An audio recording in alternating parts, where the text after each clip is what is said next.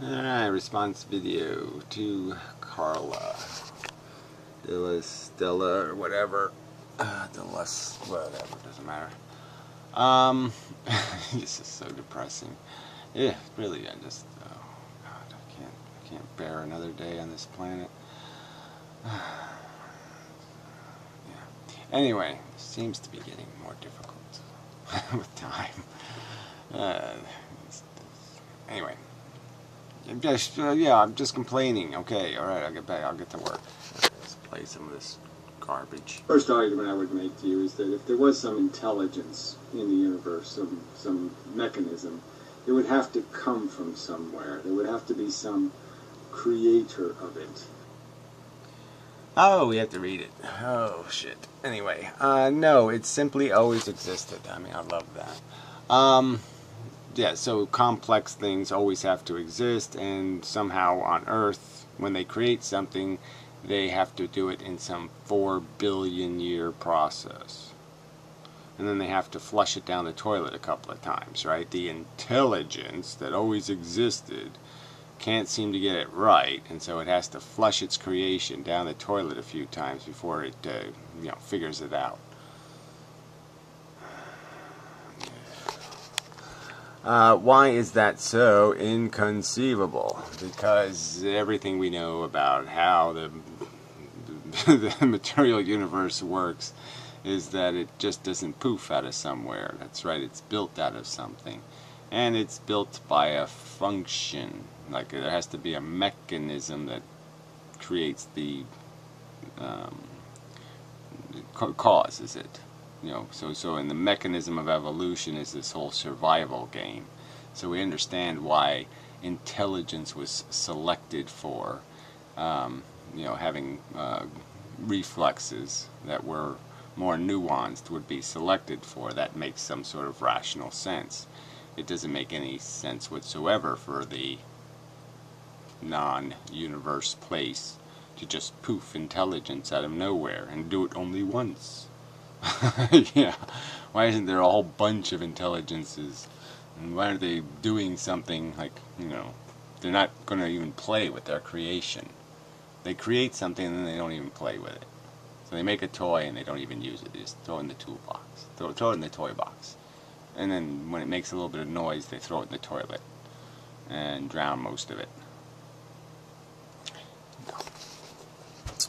You also assume that the universe or whatever came before the Big Bang always existed. Or whatever before the Big Bang always existed. You also assume that the universe or whatever came before the Big Bang, comma, that's what it should be there, always existed. No.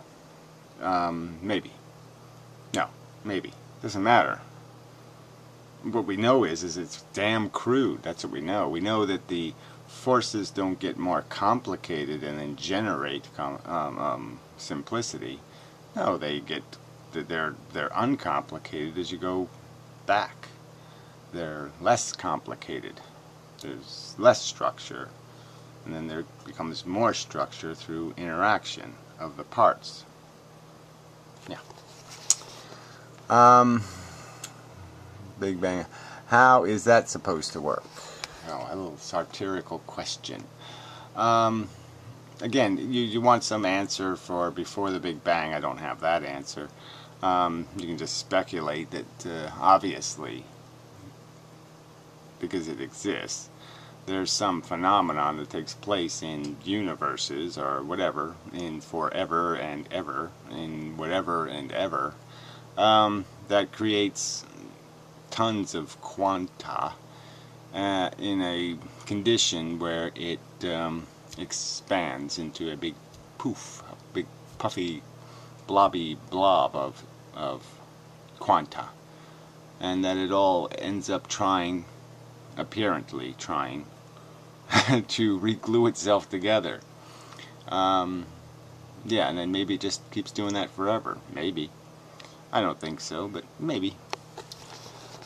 Assuming determinism, there is either a chain of cause and effects that stretches infinitely long into the past, or the chain stops somewhere. Yes, that's true. Yeah. I don't know. You know what you know. You can sit there and say, okay, you have an assembly line that produces something, Twinkies, and then it produces 1,678,000 Twinkies in a row just fine, and then all of a sudden the ho-ho pops out, because of some error in the, when the cog wheels turn enough times, the little chip on one wheel hits the little chip on another wheel, hits the little chip on another wheel, and something goes wrong. So maybe that's all that the universe is displaying, is the fact that it makes zillions, it just keeps paving the nothing with nothing. And every now and then something goes wrong and a mistake, boom, and something goes wrong and a flaw happens, and then the flaw explodes, and it retracts back into the fabric again, and maybe it doesn't happen for another zillion, bazillion, bazillion, bazillion, bazillion, bazillion, bazillion deca mega miles of asphalt. Who knows? I mean, it's just silly. We know where we came from. We know what we are. We're biological organisms that evolved on planet Earth. You want to believe in a fairy tale of human creation, go ahead, but it's a fairy tale. Cause and effect somewhere. At some initial cause. Yeah, well, again, the initial cause could be a repeating cause, so that just doesn't, I mean, you can have something like, you can have a phenomenon that contracts and expands and contracts and expands, contracts and expands, like a spring. And so it could be made like a spring, and it just keeps springing. It's a possibility. But I'd say this probably is some sort of, initial cause is kind of complicated, but there's a function of the universe, and in the function there's a piece of dust, and the piece of dust realizes its reality in the sense that it causes eventually error, and we're the definition of error. But then you can always ask, where did the initial cause come from? Is the rocks on Mars asking the question? Is the gas on Saturn asking the question? It's not a relevant question. I mean, most we know what we are, and we know how. We know the fact that you don't just make one of these human-y things; that it's a long chain to develop one, and that even the initial cell, from which all our common genetics comes from, is not some easy, simple chemistry. So it's obviously not the function of the universe to create this stuff. So, but I mean, initial causes, again, even if there is an initial cause, I don't have to explain the initial cause to propose a perfectly rational theory that the initial cause isn't something with an agenda. Yeah, the agenda to what? Torture sentient creatures for 500 million years? No, come on. Silly. So we'll move along here. It doesn't give much time for reading. The idea of a forever intelligence just doesn't make any sense. It always was, and then one day it decided to start life on Earth. Okay, let's see what we get here. God didn't just decide one day, okay, I'm glad you know this from something, to start life on Earth. Well, so you're saying that God thinks outside of any kind of linearity, that this super being creator thing doesn't have a chain of thoughts and a chain of their own evolution in terms of their understanding.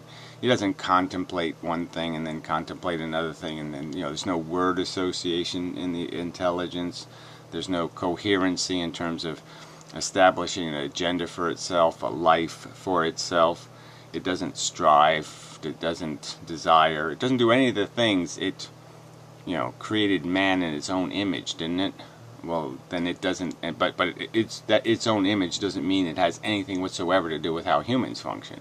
So God doesn't function any way like a human, and yet he created his creation in his own image. So I guess you just figure that part's the lie, right? There's some lies in the Bible, they're mistruths or something, and so that part doesn't fit your little gaudy thing. I mean, she is using this Christian God. Anyway, it's a time measure that doesn't even make sense before the earth existed. But there has to be a measure. And whether you call it time or not, I don't care. But there's just nothing coherent to any intelligent device, any software program, anything. Has to run in an order, a sequence of processes. And if it doesn't have a sequence of processes, it's not going to have any coherency. So to say that God had no agenda the day before He created life on earth is almost to say that His thoughts were spontaneously generated without first causes. So here you're requiring me to come up with first causes, and yet you don't have to have a first cause for intelligence. You don't have to have a first cause for a thought. Thoughts just spontaneously popped into God's head. Come on. God created the universe and therefore space-time itself. Well, whatever. I don't think you know shit about any kind of space-time. There's any such thing as space-time anyway. It's just bullshit. Space-time is part of the fabric of the universe itself. It's not really space-time. It just has to do with distance and time, the speed of light.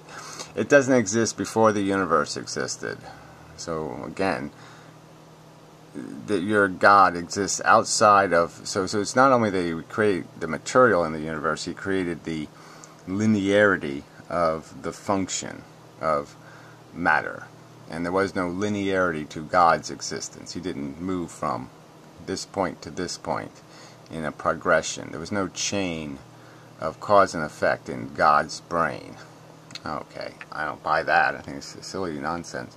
There was no before the Big Bang. Creation could not happen as an ordinary event in space-time. Well, apparently it could, because somehow God made it happen, your superpower entity.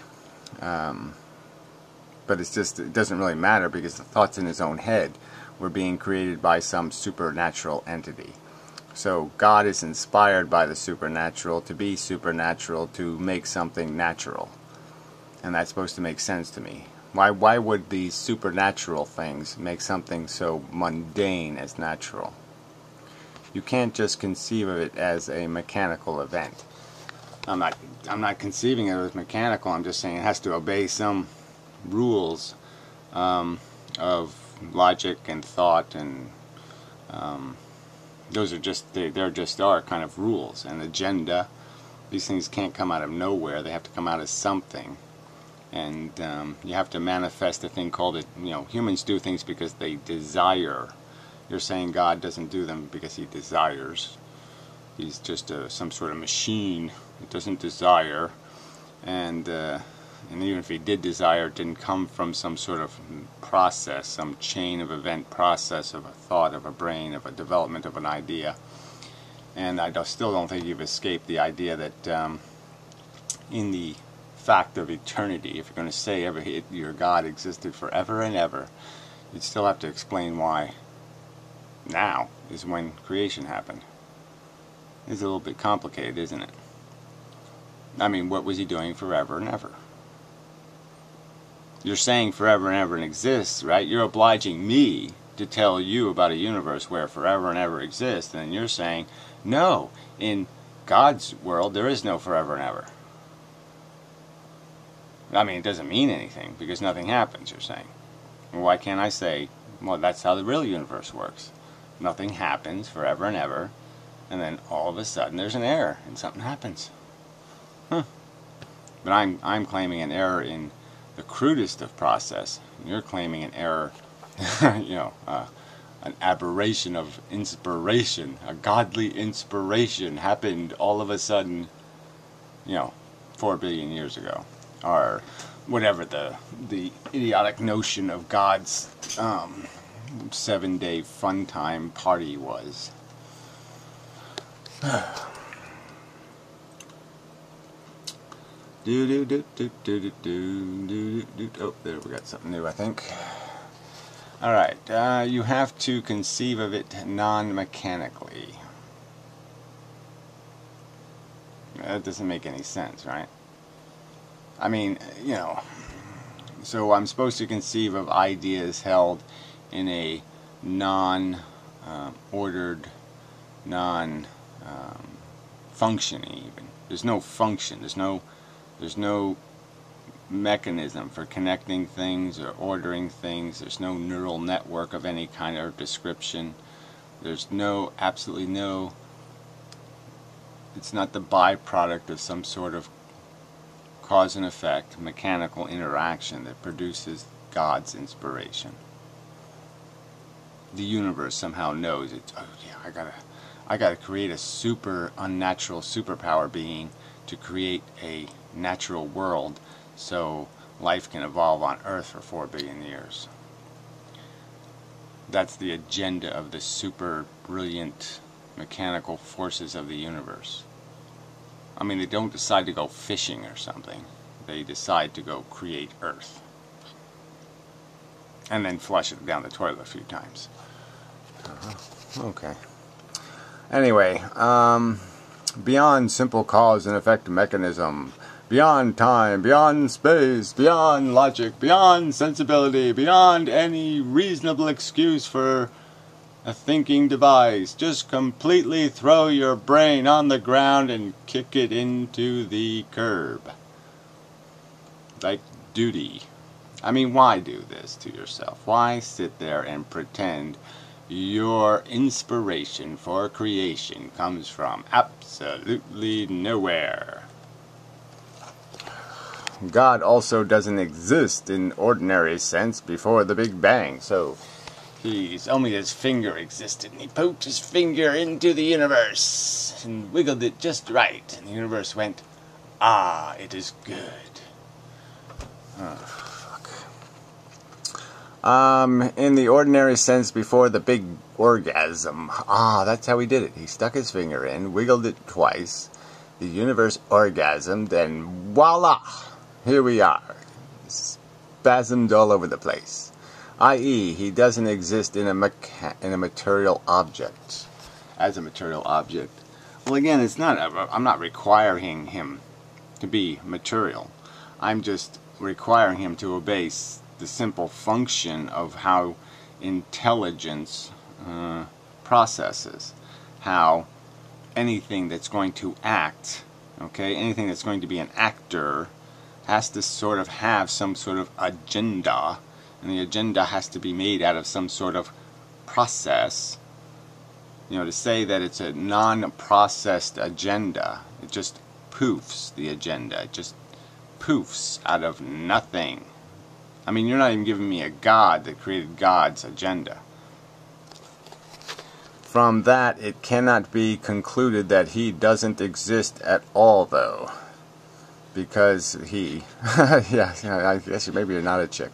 Because then, by the same logic, whatever caused the Big Bang could not have existed either.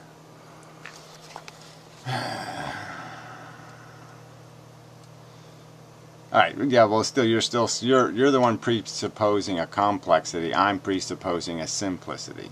So, I think one is still closer to answering the question than the other. I mean, poofing a God, poofing it all, doesn't answer the question. But clearly, I don't think we're ever going to be able to take any kind of magnifying glass and look at the day before the Big Bang. That's going to be really difficult to do. All the fingerprints and footprints and stuff are all erased through the gigantic heat process. But you know, maybe somebody will come up with some sort of speculation that'll satisfy you. But yeah, it's, you know, I mean, there's nothing I can do with that question. I mean, I can't. But I mean, I think I can do a lot with the question about whether or not we are something other than a life form that evolved on planet Earth. And I don't think you can escape that fact. And that in intelligence, there's no conceivable line of intelligent contemplation that could possibly come up with the idea that it's a good idea to create sentient beings and then torture them. That's just silly. It is clear that at least something must have existed before the Big Bang, right? Okay. So from that we can conclude that either different from of existence form of it must have must be possible, or the universe simply popped into existence out of nothing. Well, I mean, the levels of nothing are the tricky part. But let's just say the universe creates one quanta per explosion, and that's the recycling thing, and it just keeps creating one quanta per Big Bang. And yeah, I mean, there's a lot of ways you can just explain it, what it's doing. But what I'm going to say, I suppose, is that I think it is just error, and I think it is resolvable. It's like a pimple; it'll pop, and then it'll go away. But that is even more inconceivable. Well, conceivability. Well, like I said, I don't think it's inconceivable to imagine a crude process and then understanding how the universe throws a bunch of little pieces of little sticky things, little sticky, styrofoam balls, and you throw them into the air, and they bounce all around in a machine that has wind blowing, and they start sticking to each other. I don't think that's inconceivable. Yeah, I don't. Although some physicists conclude from quantum mechanics that particles can spontaneously come into existence. Well, I don't think they're really good physicists. They don't come into existence from nothing at all either, since the laws of quantum mechanics still... Oh, here we go. I mean, that sounds like a contradiction. They spontaneously come into existence. They don't come into existence from nothing at all. I don't know. I mean, yeah. Spontaneous? Yeah, I don't think so. Still, oh, okay. Quantum mechanics still has to be presupposed, I think. Since the laws of quantum mechanics still have to be presupposed. They're not really laws, I mean, quantum mechanics doesn't really establish laws. It's a mathematics that seems to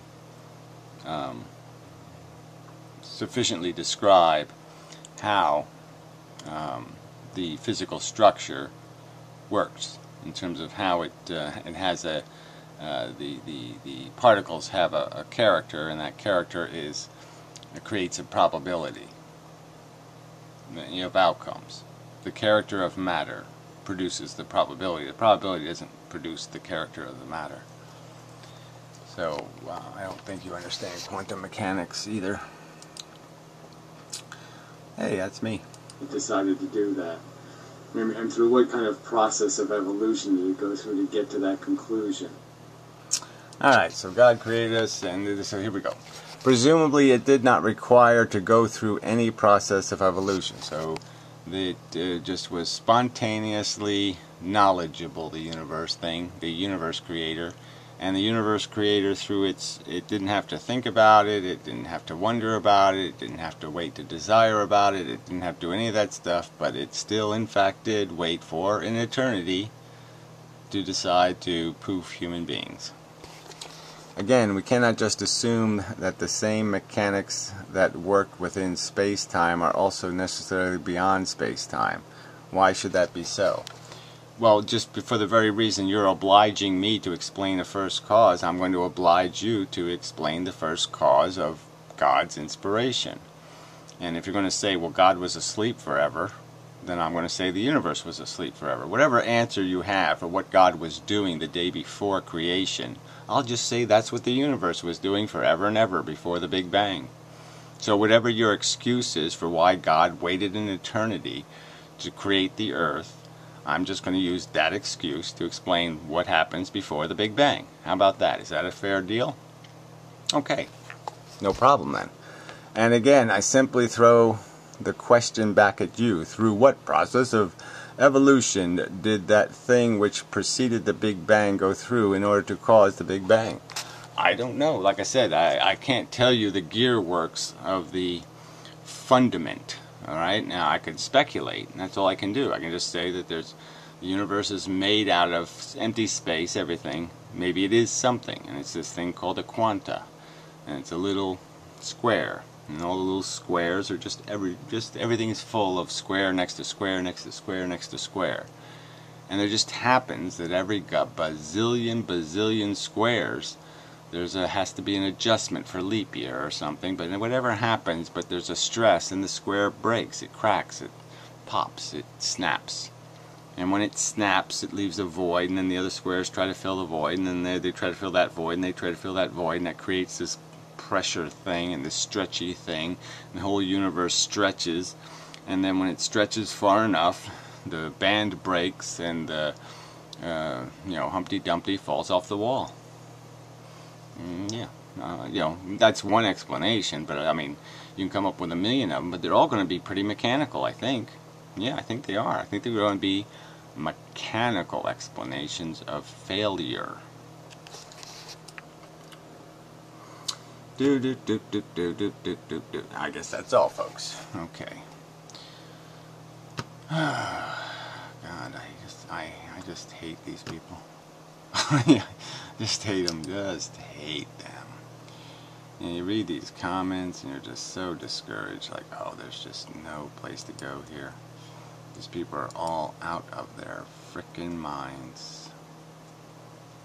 And it's just so depressing. This is a good answer on the Modern Mystics video. So let's see, where is it here? Okay. If life isn't fun, you're doing it wrong. And you always have the option to check out early. So why not have babies? Joe Smo. Well, how much you want to bet this isn't a person? Yeah. Oh, yeah. Well, he's got something on here. What the hell he's got here? He subscribed to a channel. Oh, no doubt he's a sports fan. Yes. And a Republican, no doubt about it. Okay, we got that. Let's see. He subscribed to his own channel. Interesting. Yeah, these are, look, they're the more, I don't know what that is. All Nations Party. That's interesting. Cyber Report. Larkin Rose. I don't know what that is. Yeah, this guy looks like a nut. So he subscribed to Rape of Justice. The Rape of Justice. I don't know who's on that cover, but it looks like a scary guy. Some kind of British thing. Oh, it's Australian. The Australian Realist. Oh, he's probably some kind of right-wing nut. This channel is firstly dedicated to the study of human psychology, human biodiversity, and the potential political, social ramifications of these facts. Yeah, I don't know what that means. Sounds like a pile of crap. Dawson. Yeah, that's whatever. Let's see. Libertarian Realist. Oh, dear. Thrive to Survive. I don't know. Pravda. Race. Okay. Stephen Molecule. There you go. Crazy, crazy fuckwit. Alright, anyway. But I mean, really, you know, did the 50 million people who died in World War II, did they do life wrong because they didn't have a good time?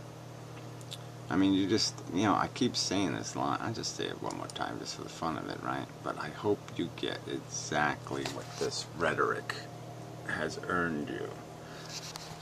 I mean, you just can't get it. Enough pianos just can't fall on you. So, you know, I mean, I don't wish, you know, I'm just saying, if harm has to happen, if somebody's sister has to die, it ought to be yours, that's for sure. If life isn't fun, you're doing it wrong.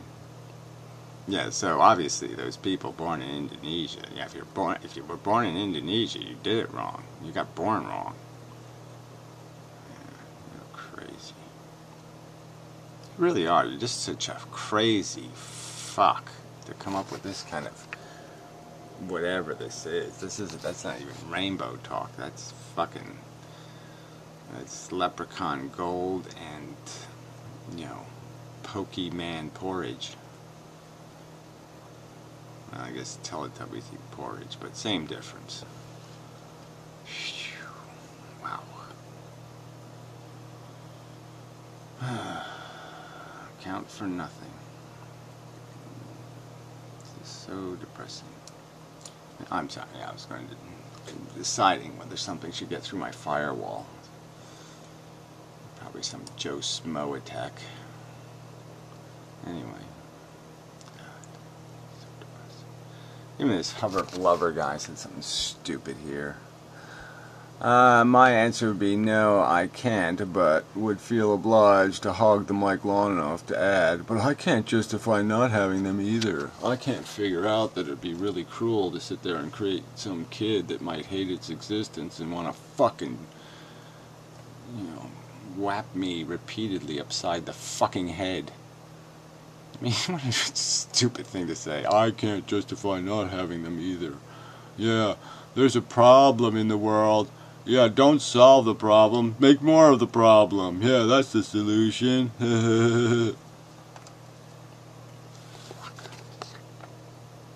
Fuck you.